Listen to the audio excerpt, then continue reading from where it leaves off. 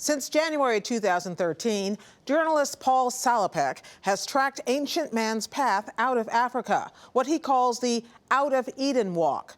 Last night, Hari Srinivasan showed you the project that Salopek will spend much of the next decade completing. Tonight, Hari walks in the footsteps with Paul of early man to one point of real meaning on his global trek.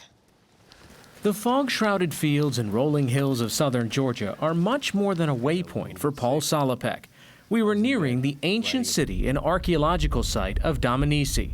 So Dmanisi is finally in sight, and this is probably one of the most important human migration sites outside of Africa proper.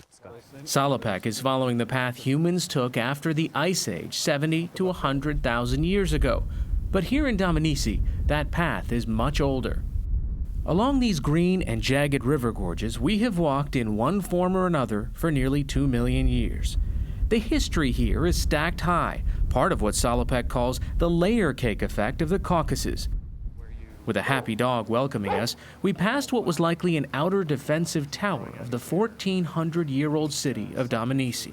This has been a crossroads for a long time. From day one, and pretty much everybody invaded it. And was this a trading route?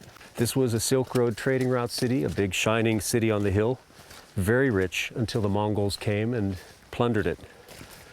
And then they were here for a few hundred years until the Georgians and Armenians pushed them out. It's an archaeological gold mine. With the summer digging season finished, we arrived at a sort of bunkhouse for archaeologists to rest for the night. If we did by some miracle get a clear sky, it really will change everything completely. The next morning, a miracle had indeed swept away the fog.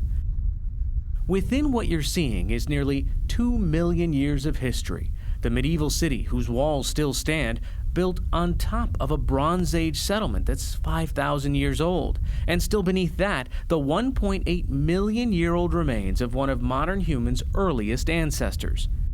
Salopek, Dima Bit Suleiman, his walking partner in Georgia, and I were joined by the director of Georgia's National Museum, David Lorthkifanidzestan, for the walk up to the hilltop dig site.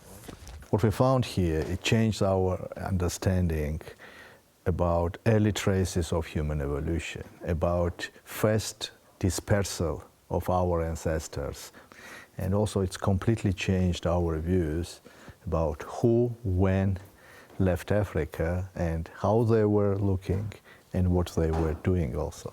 What were these guys doing? These guys were enjoying life here. Enjoying life in a place much more lush and temperate 1.8 million years ago. Thanks to bones discovered here at the same latitude as Boston, we know this was a land with game like elephant, giraffe, and rhinoceros, but also large predators like saber-toothed cats. So when they come here, are they the predator or are they the prey? I think they were both. On the bone of the humans, you can see sometimes cut marks, so it shows that they were prey. But you see, it's lucky for archaeology, right? Bad day for them, good day for you. Yeah, we're very lucky. And that lucky day came 10 years ago with the discovery of a skull, the last of 5 found, that is the remarkably complete skull of an ancient ancestor of modern man. So this is it. David took us to the National Museum in the capital city of Tbilisi to see the actual skulls kept in a vault and handled with kid gloves, because they are indeed national treasures. This is how old? This is 1.8 million years old. The brain capacity was about 40% of ours, and they stood about 5 feet tall. The skull has features of 3 different species, a possible snapshot in time of evolution. An older adult, probably a male, was among those found, and the toothless, worn jawbone might tell us more than just size and age. It means it was a weak individual who could survive only with help of others. And I think that Dmanisi shows also first traces of compassion and solidarity in Homo erectus. So Homo erectus, even though they had a brain that was a third our size, they still cared for somebody other than themselves. One of the human characters could be take care of others. Taking care of others. How did these guys get to Dmanisi? Why did they leave? See, I don't think there was just one reason of it. they were able to do it, but they wanted to do it. I think main human character is a curiosity. So this is the same instinct that we have today, to look around the next corner, over the next hill. Paul is doing the same. As these guys did. As this guy did. So Paul is follower of Homo erectus. And in a sense, so are we all. But for Salopek, their ancient journey to this point has particular meaning.